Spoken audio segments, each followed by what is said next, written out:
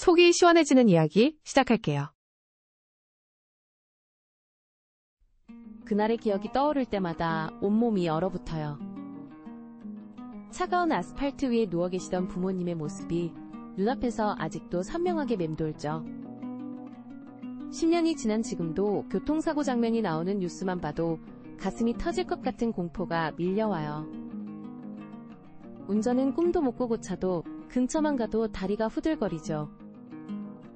직장도 그만두고 집에만 틀어박혀 살고 있어요. 그날은 평소와 다름없는 주말이었어요. 부모님과 함께 시골 할머니 댁에 다녀오는 길이었죠. 차 안에서 웃으며 이야기를 나누던 게 엊그제 같은데 갑자기 튀어나온 화물차를 피하려다 중앙분리대를 들이받았어요. 그 순간의 충격이 아직도 생생해요. 눈 깜짝할 사이에 모든 게 뒤틀리고 흔들렸죠.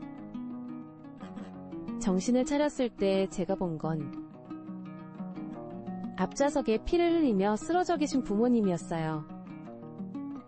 제가 아무리 흔들고 불러도 대답이 없으셨죠. 구급차 소리가 들리고 사람들이 몰려왔지만 저는 꼼짝도 할 수 없었어요. 그저 부모님 곁을 떠나지 못한 채 얼어붙어 있었죠. 누군가 저를 끌어내려 했지만 손끝 하나 움직일 수 없었어요. 그렇게 마지막 순간까지 부모님의 손을 놓지 못했어요. 병원에서 부모님의 사망 소식을 들었을 때도 실감이 나지 않았어요. 마치 악몽 같았죠. 하지만 이건 깨어나도 끝나지 않는 악몽이었어요. 장례를 치르고 집으로 돌아온 후부터 제 삶은 완전히 달라졌어요. 처음에는 그저 슬픔이라고만 생각했어요. 시간이 지나면 나아지겠지 했죠. 하지만 달이 지나고 해가 바뀌어도 제 상태는 점점 더 나빠졌어요. 밤마다 그날의 악몽에 시달렸고 자동차 소리만 들려도 온몸이 떨렸죠. 직장에서도 문제가 생기기 시작했어요. 회의 중에도 갑자기 그날의 기억이 떠올라 숨을 쉴 수 없었고 길을 걷다가도 차 소리에 패닉 상태가 됐죠.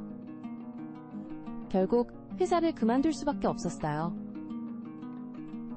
이제는 집 밖으로 나가는 것조차 두려워요. 창문 너머로 지나가는 차들을 보면서도 가슴이 조여와요. 매일 밤 악몽에 시달리고 낮에도 플래시백이 찾아와요.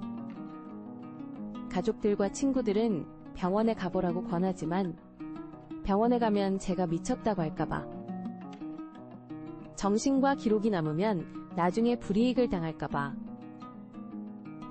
그런 걱정으로 발걸음이 떨어지지 않았어요. 하지만 이대로는 안 되겠다는 생각이 들었죠. 10년이나 제자리 걸음을 하고 있는 제 모습이 너무나도 안타까웠으니까요. 결국 동생이 강하게 권유하는 심리상담을 받아보기로 했어요. 처음엔 정말 힘들었어요. 그날의 기억을 하나하나 꺼내서 이야기하는 게 마치 다시 그 현장에 있는 것만 같았거든요. 하지만 상담사 선생님께서 제 속도에 맞춰 천천히 기다려주셨어요. 매주 상담을 받으면서 조금씩 알게 됐죠. 제가 겪고 있는 게 외상 후 스트레스 장애라는 걸. 그리고 이건 제 잘못이 아니라는 걸. 치료받아야 할 병이라는 걸 말이에요.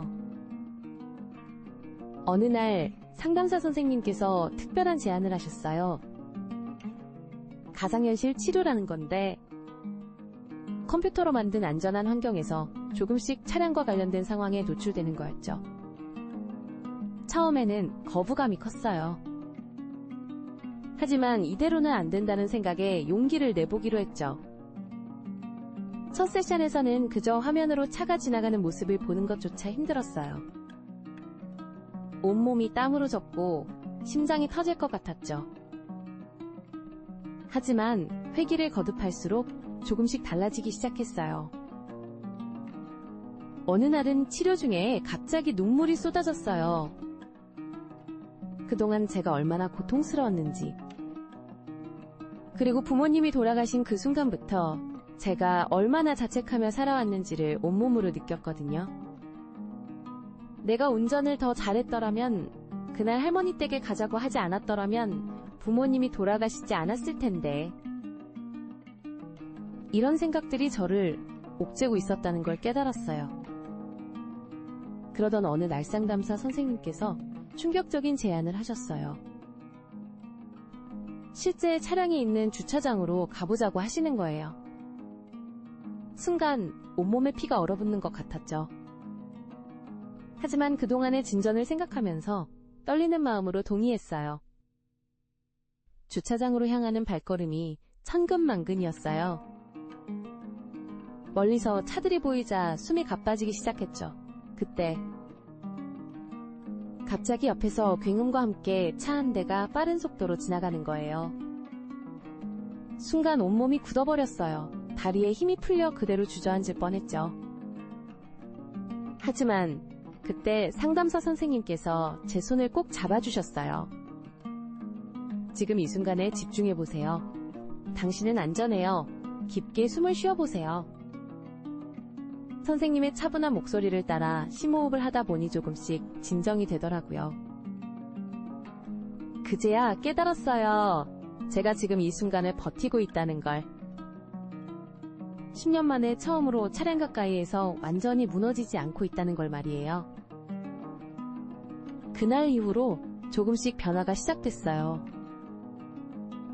처음으로 집 앞 슈퍼까지 혼자 걸어갈 수 있었. 곧버스 정류장 근처도 가볼 수 있게 됐죠. 물론 아직도 차량 소리에 놀라고 가슴이 뛰지만 이제는 그 순간을 견뎌낼 수 있어요. 얼마 전에는 동생과 함께 부모님 산소를 다녀왔어요. 10년 만에 처음으로 차를 타고 갔죠. 손은 떨렸지만 창밖을 보며 지나가는 풍경을 느낄 수 있었어요. 부모님 앞에서 처음으로 편안한 마음으로 이야기를 나눌 수 있었죠. 아버지 어머니, 정말 죄송해요. 그동안 제가 너무 힘들어서 찾아뵙지도 못했어요. 하지만 이제 조금씩 나아지고 있어요. 부모님께서 늘 말씀하시던 것처럼 살아있는 동안 열심히 살아보려고요. 트라우마는 아직 제 안에 있어요. 완전히 사라지지는 않을 거예요. 하지만 이제는 알아요. 이건 결코 제 잘못이 아니었다는 걸. 그리고 앞으로도 한 걸음씩 나아갈 수 있다는 걸 말이에요. 요즘은 다시 취업 준비를 시작했어요. 재택근무가 가능한 일부터 천천히 알아보고 있죠. 언젠가는 다시 운전도 할 수 있을지 모르겠어요. 하지만 더 이상 두려움에 갇혀있지 않으려고 해요. 부모님께서도 그것을 바라실 거라 믿으니까요. 여러분도 혹시 저처럼 트라우마로 고통받고 계신다면 부디 혼자 끌어안고 계시지 마세요. 전문가의 도움을 받는 건 결코 부끄러운 일이 아니에요. 지금 이 순간에도 당신 곁에는 도움의 손길이 있다는 걸 기억해 주세요. 여러분은 어떠셨나요? 비슷한 사연이 있다면 댓글로 함께 나눠주세요.